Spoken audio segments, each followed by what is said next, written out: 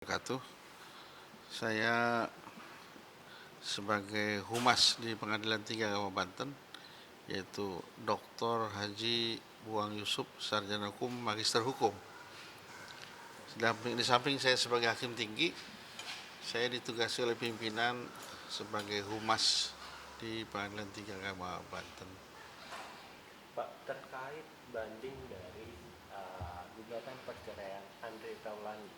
Nah, ini seperti apa sih Pak? Sudah nyampe ke pengadilan tinggi apa belum sih Pak? Perkara banding Andreas Taulani bin RM ya, Hamahu sebagai pembanding atau dengan kuasa hukumnya melawan terbanding yaitu istri Areonithia Tiagin binti Julius Antoni dengan kuasanya itu register perkaranya itu nomor 69 PDTG 2024 PTA Banten. Kalau perkara di tingkat pertamanya itu 1668 PDTG 2024 PA 3 Raksa. Jadi sudah terdaftar nomornya 69. Itu registernya sekitar tanggal 24 Oktober masuknya. Nah, mungkin untuk prosesnya seperti apa sih Pak? Setelah masuk ke persidangan, proses kan perkara ini perkara ikot ya. Betul. Perkara melalui online. Ini saya dapat informasi dari bagian kepanitraan bahwa perkara cerai gugat ini sejak masuk proses beberapa kali sidang dan kemarin tanggal 14 November 2024 sudah diputus. Artinya sudah diputus oleh majelis kami yang ada di tingkat banding. Tepatnya tanggal 14 November 2024 bertepatan tanggal 12 Jumadil Awal 1446 Hijriah. Udah putus kemarin berarti Pak? Sudah, hari Kamis. Hasilnya mungkin apa Pak? Hasilnya yaitu perkara bandingnya itu menguatkan putusan PA 3 Raksa. Menguatkan perkara PA 3 Raksa, ya kan? PA 3 Raksa kan isinya udah tahu kan ya? Betul. Nah itu kira-kira gitu. Artinya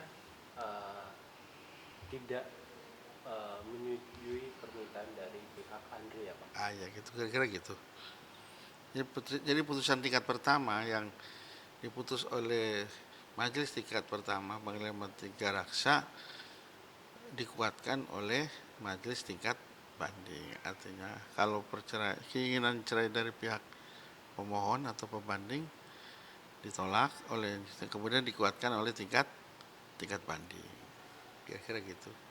Artinya kalau sudah ada putusan dari pengadilan tinggi, artinya udah stop di sini atau seperti apa sih Pak? Oh, masih ada. Ketika pihak pembanding tidak puas, maka dia bisa mengajukan kasasi ke Mahkamah Agung. Jadi upaya kasasi tentunya dengan mengajukan kembali ke tingkat pertama, kemudian berkasnya dikirim ke Mahkamah Agung melalui ikot lagi. Artinya ini nggak balik ke Pengadilan Agama 3 Raksa ya Pak? Tidak. Hanya kita nanti memberitahu ke pihak pengadilan tingkat pertama bahwa perkara ini sudah putus. Tapi karena ini perkara ikot, jadi secara otomatis putusan itu sudah nyampe. Dia udah tahu juga. Sepanjang perkara itu belum BHT, berkekuatan hukum tetap, masih ada upaya untuk kasasi. Ya tidak tahu saya apakah pihak pembanding akan mengajukan kasasi atau tidak. Itu terpulang kepada mereka yang apakah pihak pembanding atau kuasanya. Kira-kira itu penjelasannya. Pak, mungkin dalam persidangan kedua belah pihak hadir Pak dalam ikut itu Pak? Enggak, banding itu kan yang kita pelajari hanya berkas. Putusan tingkat pertama itu benar atau tidak, sesuai atau tidak, gitu aja. Saya tidak tahu majelis yang menangani perkara itu. Menurut majelis, mungkin menurut mereka sudah sesuai dengan hukum dan juga pembuktiannya sudah benar, Sehingga majelis tingkat banding cukup hanya menguatkan dengan memberikan pertimbangan tambahan tentunya gitu. Apa mungkin Pak boleh dikasih tahu pertimbangan tambahannya dari Ya nggak tahu, itu kan udah masuk materi. Yang jelas nanti kalau memang mereka tidak puas, masih ada upaya kembali untuk majukan kasasi ke Mahkamah Agung. Nanti Mahkamah Agung bagaimana ya majelis sana lah yang mutus. Kira-kira demikian. berarti proses dari pengadilan tinggi agama Banten sendiri udah berapa lama berarti Pak? Dari awal Dari sebulan mungkin, Pak? kurang lebih 21 hari. 21 hari. Karena SOP kita memang perkara itu banding kalau bisa kurang dari 1 bulan. Kan ya. Karena ada kalau lebih juga apa-apa. Kan sebetulnya dalam KMA nomor 2 SEMA nomor 2 tahun 2014 itu perkara itu paling lambat untuk tingkat banding 3 bulan. Lama. Terus untuk tingkat pertama itu 5 bulan. Tapi kalau memang punya SOP sendiri ya nggak apa-apa. Karena mungkin menurut majelis hakimnya mungkin dianggap perkara biasa aja kan, itu kan cuma chat ya, cerai talak aja.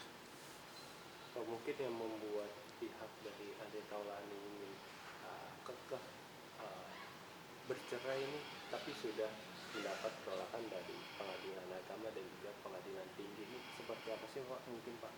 Ya nanti saya kurang tahu nanti ya.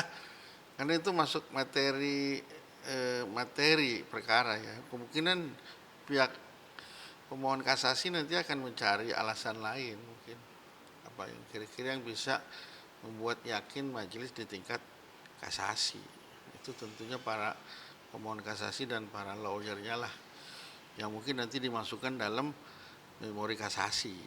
Begitu juga nanti lawannya ada kontra memori kasasi. Tapi Kira-kira gitu. artinya yang diajukan di pengadilan agama dan pengadilan tinggi bukti-buktinya kurang kuat gitu ya Pak? Ya, kurang paham juga saya. Itu kan sudah ranahnya majelis yang menilai ya. Dan kita hanya menyampaikan hasil putusannya saja itu kira-kira. Ada lagi Pak yang ingin disampaikan informasi-informasi mengenai Saya, Andre Taulani? paling itu saja paling. Jadi perkara ini sudah putus. Artinya menguatkan putusan tingkat pertama. Ya kalau di tingkat pertama ditolak berarti tingkat banding juga sama karena isi menguatkan. Tapi bukan berarti tidak ada upaya ya, ada upaya lagi sepanjang belum BHT, belum berkekuatan hukum tetap, masih ada upaya untuk kasasi. Saya kira demikian.